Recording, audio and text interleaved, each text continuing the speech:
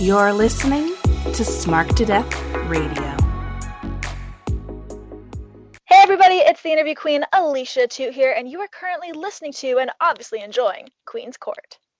Hi, I'm the Asian sensation Kanji. You're listening to Queen's Court. Hi guys, this is the Queen of Queens Visage talking, and I am so happy to introduce you to the Queen's Court.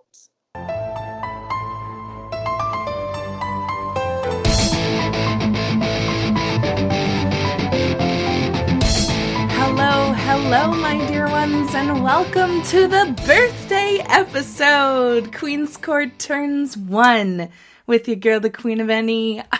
This is crazy. Okay, so Queen's Court, happy birthday. We're 1 year old. Technically, April 3rd was the first release day in 2019 of Queen's Court, but you know how it works, right? The weeks on the Wednesdays will change dates as the years progress. So April 1st, 2020 is the birthday episode for Queen's Court, my beloved little show. I'm so excited. So much has changed, you guys, since we began this journey together. A brand new baby podcaster, little old me, who had barely begun to guest on people's shows and be a part-timer on DYWTSB. Brainbuster Radio started, my show began, and I share a birthday with another very special podcast who I'd like to shout out right now, and that, of course, is Badlands! Badlands podcast on the chairshot.com and also now on Smart to Death Radio with me. This is so crazy.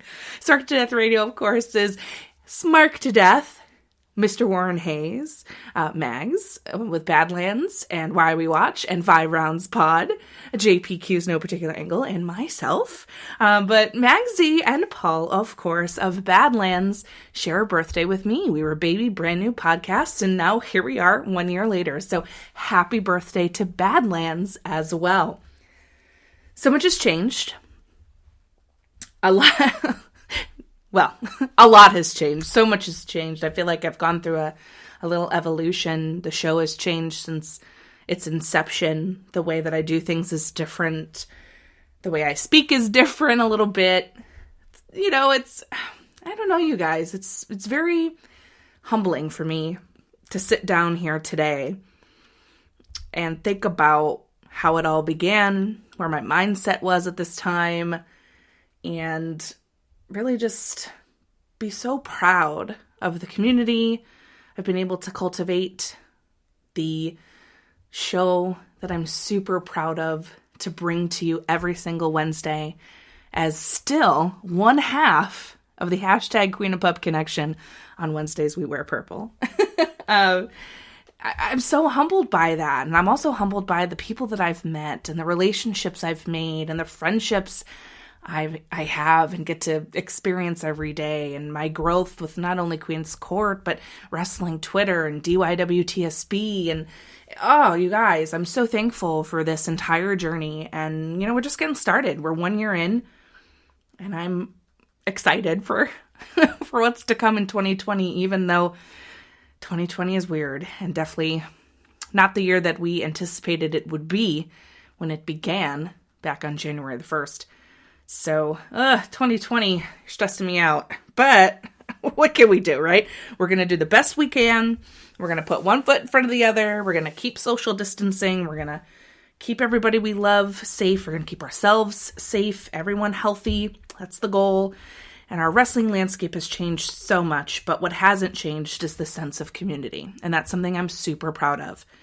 And Queen's Court moving forward, you know, sometimes we do topical things here. Other times we just have conversations. So maybe the topical will be a little less in terms of show reviews, if there isn't any shows, you know, for people's safety and health. And that's fine. It's more than fine. I want everybody in the wrestling profession to be safe and well, just like we're trying to be. They deserve that. And while I appreciate them trying to entertain us, I would much rather them be healthy. So when this does eventually return to normal, we can all celebrate together. That being said, I've been thinking a lot about what I wanted to do for this birthday episode. I went back and forth on a couple of things. I thought, maybe I'll do some Mania predictions. The very first episode of Queen's Court was BBR Mania, where I had everyone in Brainbuster Radio give me their favorite WrestleMania matches, and we, talked about it. They sent in clips, and it was really cool, but I'm like, I didn't want to do that again. I don't want to do a 2.0. One, because Brainbuster Radio is no longer, and two, I wanted to give you something special and unique that was just Queen's Court oriented. So I've been blessed to receive some happy birthday messages, which I'm going to include at the end of this episode. But I thought about it, and I was talking to, no surprise, JPQ, my bestie, about what I wanted to do. And something occurred to me while we were chatting. And I was like, am I going to do it? I'm going to do it. I think I'm going to do it. So what is it that I'm going to do? Well, only one person has heard this episode. I did a pilot episode of Queen's Court that has never been released, ever. I did it as an example of what I thought at the time my show would be like, a couple of weeks before we actually launched Brainbuster Radio and Queen's Court on that network. I'm going to give it to you today. This was made on March the 3rd, 2019. It is an introduction to what Queen's Court would be about, what I thought the format was going to look like, and the first holding court segment with Queen. I had different music, so you'll get to hear that. I was a baby, so listening to it back now is kind of funny, but I thought it was apropos for April 1st, right? April Fool's Day. You got to make fun of yourself sometimes. And what better opportunity than your birthday episode? So you guys are going to hear the pilot of Queen's Court, never before heard ever, which is freaking crazy. But it's going to be here. And the topic, I'm not going to spoil for you. It's, funnily enough, very on target with what's going on. Not the virus, but in terms of wrestling. So yeah, you'll see. Anyway, before it begins, I just want to say thank you so much to everyone who's been down with Queen's Court since day one-ish, all the way through to those who have kept up with my journey, listened to my show, supported my show, responded to the show, interacted with me on Twitter, and all the way to the brand new followers I just got today, which was so cool to see. I'm super thankful for you guys. I hope that you love what I do. You know that what you guys are looking for and what you're interested in is very important to me. So if you have any other things that you want to hear me do, especially in this tumultuous time of uncertainty, and you want to hear me talk about anything in particular or bring something back, let me know. I certainly will take that into consideration and see what I could do for you. All right. So for old time's sake, strap in, babies. It's time to hear the very first ever, never before dropped pilot episode of Queen's Court.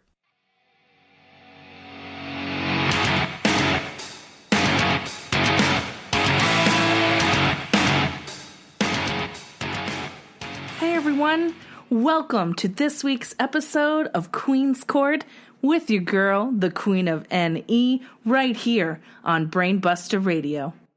You guys, I am so excited to be here with you right now, bringing you my very own show on this really cool new venture, awesome collective group of people here on Brainbuster Radio. And I have my own show, you guys, my own show. I can't even believe this. If you had told me 2 months ago, even, 6 months ago, this would be where I'm at right now, that I would have the opportunity and the pleasure to talk with you directly in my own format, I would have said, you're a liar. I never would have believed you for a second. But nevertheless, here we are. And it's time. It's time to hold court with the Queen. And what does that mean? Well, I'm so excited to tell you a little bit about what you'll be hearing from me every Wednesday. So throughout history, for those of you who may not know, a royal court is essentially the extended royal household of a monarch, or a monarchy, depending. And while they vary differently throughout history and throughout countries and regions themselves, widely they were designed in a designated place for the extended members of that household, courtiers, nobility, foreign princes, sometimes ambassadors to other nations. And really, it was a place to gather for culture and society, for conversation, music development, just really a whole collective in its very own specific culture. But a lot of the things that courts were used for were to bring an issue or a problem or a topic of discussion to the reigning monarch. So essentially, holding court with the queen is going to be a little bit of that. I'm going to bring you a topic that I feel needs to be discussed this week. Maybe it's something from the past week in wrestling, an analysis, a review, or just a topic in general I feel that needs to be brought to your attention. But the cool part is I'm going to have you guys interacting with me in a very special way. I'm going to be calling you my Queen's Courtiers. I hope you like that name. It's kind of clever. And I'm going to have you guys send me, using a hashtag, Hold Court with the Queen. And you'll get to send me your questions, your topics that you want to hear brought up by me on Queen's Court. It's a really fun way for us to get involved together and for me to bring you the content and information that you want to listen to and you want to hear from me.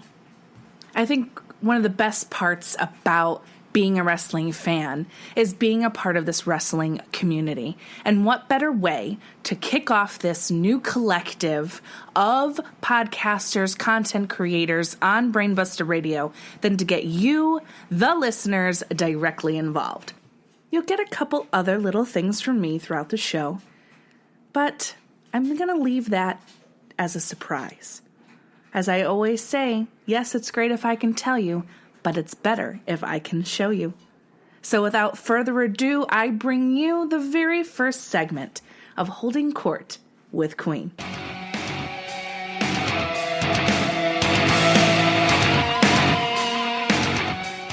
So our very first topic in Holding Court with the Queen is going to be an analysis of New Japan Pro Wrestling's Wrestlekingdom versus the WWE's WrestleMania. Funny enough, this was a topic that came up on another show in which I was a guest on. Shout out to Smack Talk UK. And it was definitely something that I wanted to bring to you as well. It was in my list. And now I'm just going to expand on that, seeing as we are now on the road to WrestleMania. So let's start with the basics of each, and we'll begin with New Japan. So New Japan Pro Wrestling's Wrestlekingdom, the biggest event of the year for them, happens very early January, normally right after the new year. Huge matches, of course, big build, and it rolls into New Year's Dash the day after. It takes place in the Tokyo Dome, whereas WWE's WrestleMania, of course, their Super Bowl of wrestling, the grandest stage of them all, takes place every April. Again, huge matches here. The road to WrestleMania begins with the Royal Rumble in January and rolls into a huge Raw the day after. It takes place in different cities each year, so that makes it, a little bit different for those who are in attendance. Now, to be fair and honest here, I have not attended Wrestlekingdom. I have not made it out to Japan, though maybe one day if I can face the long airline flight. Nor have I been able to afford to attend WrestleMania, even though a few have been close to where I live. The ticket prices are just too expensive for me, so I normally watch on the network, WWE Network for WrestleMania, and of course New Japan World for New Japan. I think the place that we should start is going over general differences and comparisons. The spectacle of each, the programming, booking, and matches, timing, and overall experience. In terms of timing, Wrestle Kingdom normally is about 5 to 6 hours, and WrestleMania is similar to that, though they do make it a little bit longer with their pre-shows. And I think with the timing, it really comes down to match booking and how they put this on. You know, a lot of people that I've read in articles who have attended Wrestle Kingdom or who just watch it on New Japan World say something similar to how I feel. Though it is 5 to 6 hours, it doesn't feel that way because of the way Wrestle Kingdom presents its product. And that's match to match to match to match. There's not a lot of stalling. There's not a lot of fanfare. There's not a lot of spectacle, promo packages, things like that, unless you're watching on their streaming platform, which then they show you things for New Year's Dash and other promotionals for the next match ahead. But live, I do believe that there's nothing. There's a match, you cheer or boo, and they leave, they clean up, they get ready for the next match, and then it begins. Whereas WrestleMania, I feel like there's a lot of fanfare. It's a spectacle. There is production value, in my opinion, that is unlike anything else I've ever seen. The pyro, the merch, the whole way it's set up, the signage, the jumbotrons. It's an experience, I think, like no other. What makes it difficult, I think, is the comparison between the two. If you're looking in terms of spectacle, production value, the way it flows, you're going to have to go with WrestleMania in terms of that. If you are looking strictly at the production. Whereas I feel like Wrestle Kingdom doesn't have, I don't want to call it fluff, because I don't really see that as fluff. It's a part of the experience, the music, the lights, the pyro, which, by the way, I miss on regular programming, not just WrestleMania. That's the part of the experience that gives you something extra. It's like going to a concert. And if you have things to look at and you're interactive with whomever is performing on stage with more than just what they're presenting you with their voice or their music, and you have other sensory experiences, I think it heightens it if it's done correctly. And in Wrestle Kingdom, I kind of miss that in a way, but I also really appreciate the way that they present their product. Look, here are amazing wrestling matches. Look at these performers. Look at this talent that we have on our roster. And we're going to showcase them to the nines in these long, grueling matches, particularly as you get towards the end. And your main events, which every time blow me out of the water. Especially the last two Wrestle Kingdoms for me. I really got into them. Full disclosure, I'm a Kenny Omega mark, so yeah, how can you not? But just the quality of the wrestling. That's another thing that I want to bring up. The quality of wrestling in Wrestle Kingdom is, by and large, better than WWE. And I only pause because I wanted to get the right word out. It's just better.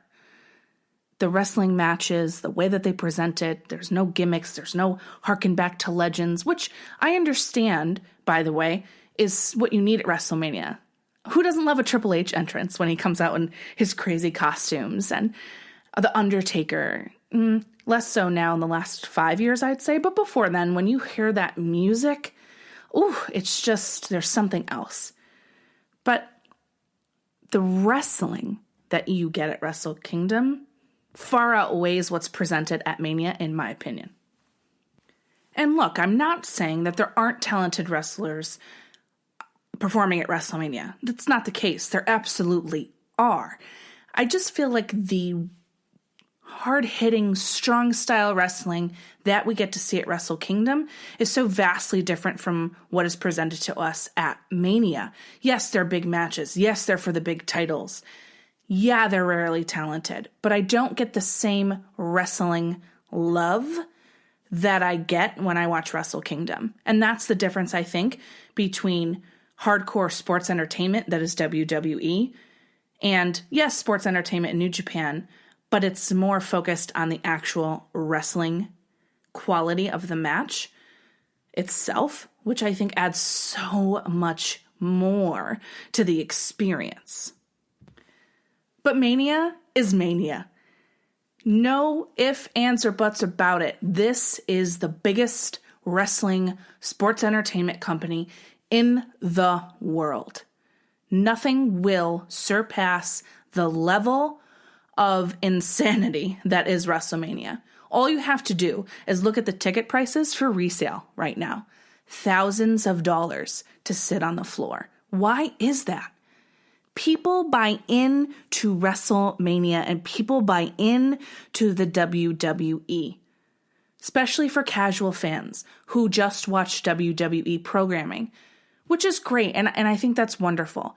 I do wish, however, they would broaden the horizons to take a look at what other products and promotions are out there.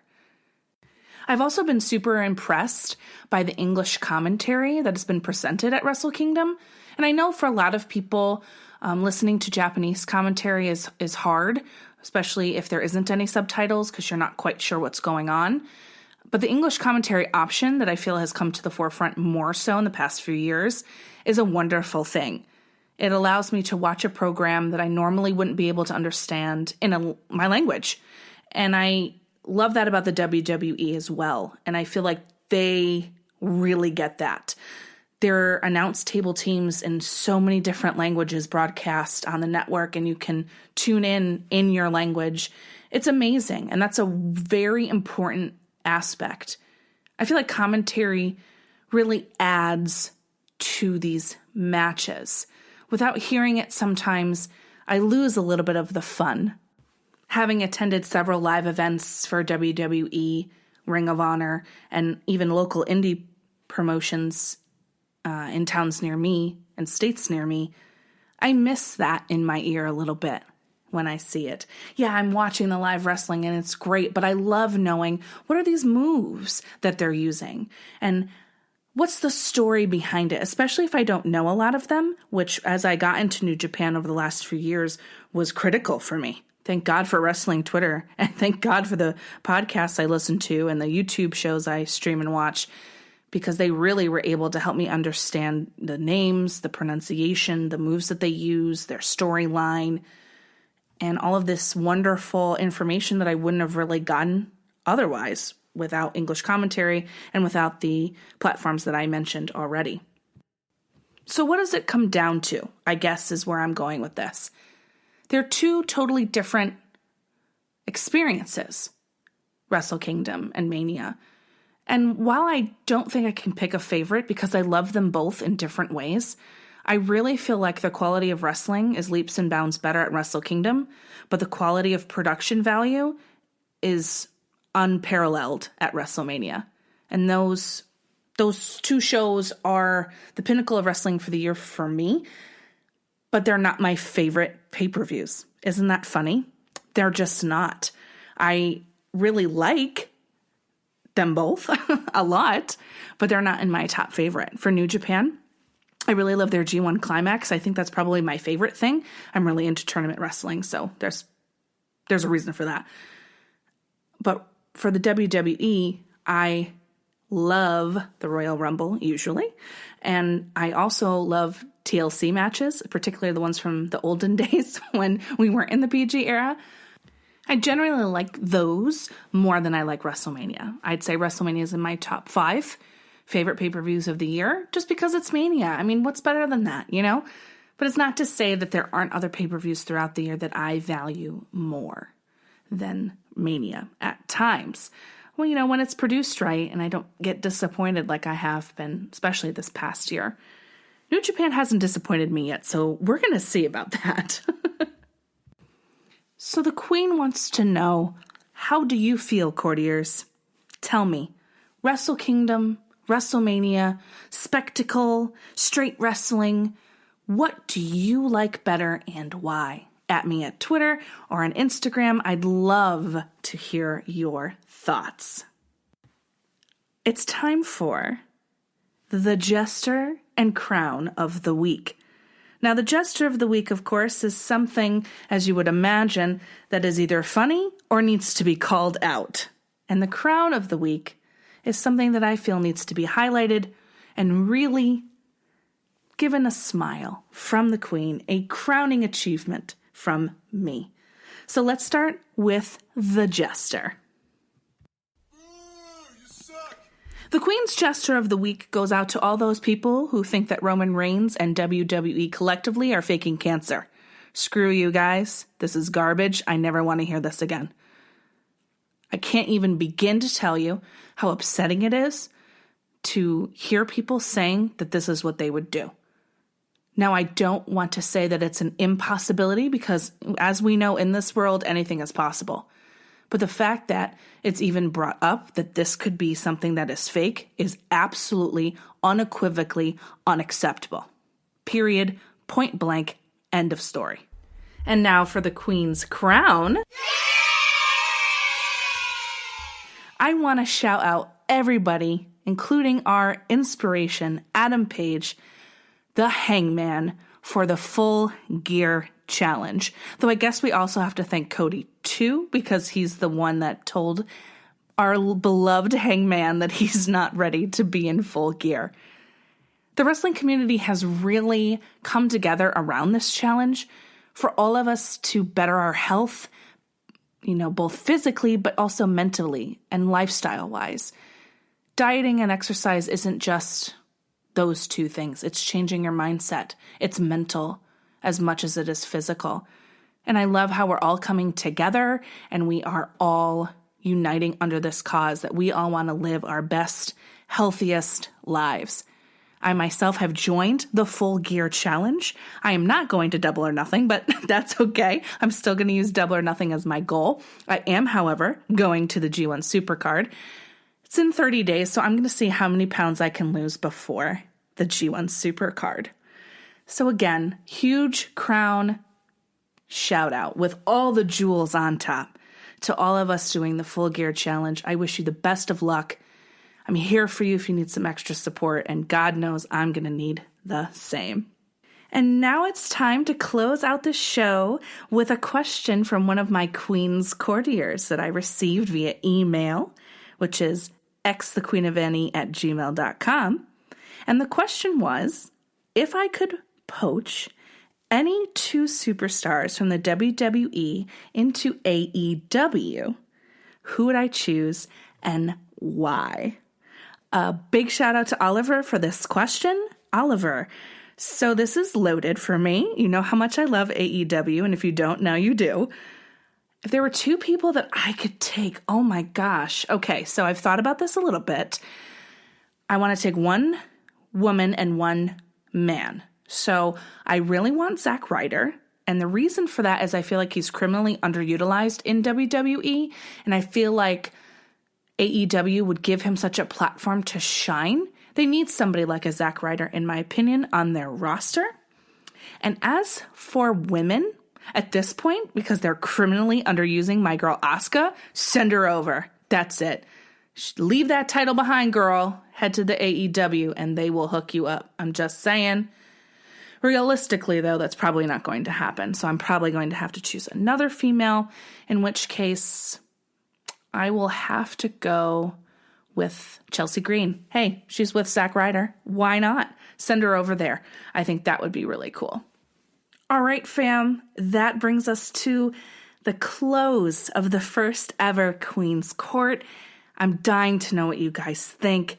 Please, please, at me on Twitter, at the Queen of NE, or on Instagram, at xthequeenofne over there. Hashtag me with hashtag Queen's Court, hashtag Hold Court with the Queen, hashtag Queen's Courtiers. I hope you love it. I love giving it to you. And gosh, what a fun time this was, just to sit down and share some thoughts with you. And I loved it. And I hope you did as well. You can also find me with the boys over at DYWTSB, the Did You Write This Stuff Bro podcast, my boys, Pops, Mort, and James E., where we discuss all things WWE, Raw, ST Live, pay-per-views, And I am normally there to co-host for pay-per-view preview and review shows. Pops and I have a bonus segment show, Then, Now, and Forever, the Queen and Pops Experience, and I really hope you check us out. You can find us on iTunes, Spotify, and Google Play, and of course, check them out on Twitter. Well, folks, that's all from me, your girl, the Queen of NE, here on Queen's Court for Brainbuster Radio. I'll see you next week. Be kind to one another.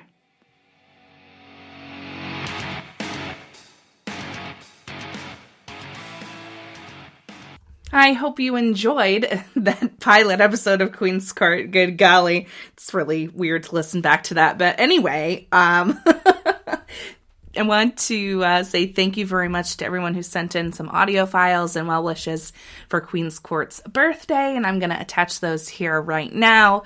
As always, my loves, thank you so much for tuning in. Have a great rest of your day.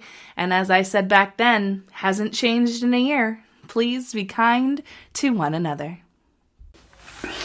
Hello, Queen's Court. Hello, Queen. It is Mags here from Far Rounds from Why We Watch and the Badlands. Just wanted to wish you and Queen's Court a massive, massive congratulations on your first anniversary. Fun fact, that Queen's Court and Badlands actually share the same birthday week. We both started at the beginning of Brainbusting. It's almost like we've been linked ever since because we're just about to start on a new journey together. It's almost like our podcasts are forever going to be linked together. But yeah, massive congratulations. It's amazing to see how far you've come in a year. You were born to do this stuff. You're so good at it, and I'm ever so proud of you. Much love, Queen. Long may this continue, and yeah, let's enjoy the next step in our journey. Hello, my name is Rob from the Bob Culture Podcast, and on behalf of me and the boys over here at the BCP, we just wanted to wish Queen's Court a happy 1-year birthday. Hell of a rookie season, Queen. And you have become not only one of our favorite guests of all time, but clearly one of the most sought after podcasters in the entire wrestling community. You know, as the saying goes, I don't know what it is, but she's got it. Queen, that has been you since episode 1. You are one of the best, truly talented, knowledgeable, lots of charisma. Queen, we absolutely love you. Continued success and keep it going. And since this is no longer copyright infringement,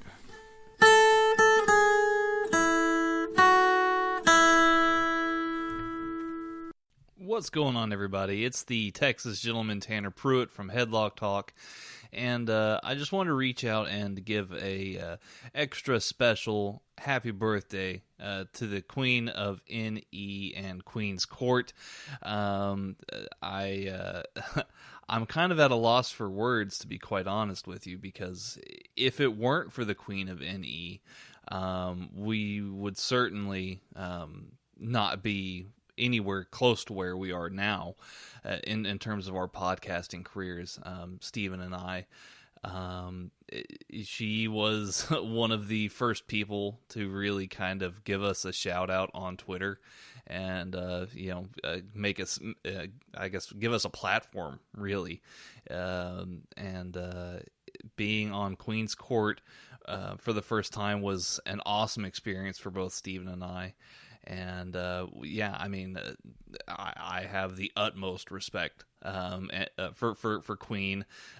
She's so awesome and is guaranteed to give you a smile on a daily basis, whether that's on Twitter or if you're listening to Queen's Court or any of her other amazing shows. I'm kind of in awe of the Queen of NE and her impact on the wrestling podcast community. One of my personal favorite moments was when she had come on the show with Josh Robinson and Mags from Badlands podcast, and we did the After Dark 2 Electric Boogaloo episode. You can definitely find that on our under our show banner if you'd like to check that out. It was a great time, and I really enjoyed having all three of them on. But yes, especially every time that Queen comes on Headlock Talk, it's always a big celebration for us. So yes, happy birthday to Queen's Court, and yes, hope to have you back on the show soon, Queen. Thanks. Hey everybody, it's Kurt Johansson here from Kurt's Angle Pod and Ringsiders Pod. Just wanted to wish a 1-year happy birthday to our good friend, the Queen of NE. Now, when I first met the Queen through our first network together, she just went strength to strength. The fact that it was her first podcast doing it by herself, absolutely incredible. Everyone knew this girl's got it. She's got some magic, and to think that you've only been around for 1 year is absolutely ridiculous. From all the interviews you've done and all the fantastic collaborations you've done, and you should be so proud of yourself. The fact that in 1 year you've become, I don't even want to genderize it and say one of the best. You, regardless of gender, you are one of the best podcasters out there, and I think your growth has been exceptional. It's been admirable. And yeah, happy birthday. I can't wait to see what the next year brings for you. Hopefully a lot more collaborations with myself. Give me a bit of that Queenie rub. But no, congratulations. Happy birthday. Keep killing it. And everybody loves you. What's happening, Queen? It's Conrad Cushman from Everything Pro Wrestling, and I wanted to wish Queen's Court a very, very happy birthday on your anniversary. The show has been tremendous, and it's been great working with you and appearing on the podcast, so here's to another one. Appreciate you, Queen. Keep up the good work. Hey, everyone. It's your boy, Josh, from, of course, The Josh Robinson Show, Wrestling Reverb, and all of the Josh Robinson 00 network. I am here to wish Queen's Court a very happy first birthday. Queen, you are a superstar. You are someone that deserves all the success in the world. I'm so excited for you with your next journey on Smart to Death Radio, and you have blossomed into one of the best podcasters in wrestling Twitter. I am so happy to be your friend. I'm so happy to be a guest on Queen's Court. I'm so happy to be asked. I'm honored to be able to be a part of a small part of why you're so successful, and knowing you in this last year and just listening to you and watching you and just being so fortunate to know you. It's just wonderful. I wish all the success in the world to Queen's Court. Here's to another year, 2, 3, 4, 10, 15 years in the podcasting game. You are a true inspiration and you're one of the best. I'm so happy to know you, so happy to be your friend, and all the success in the world to you, Queen.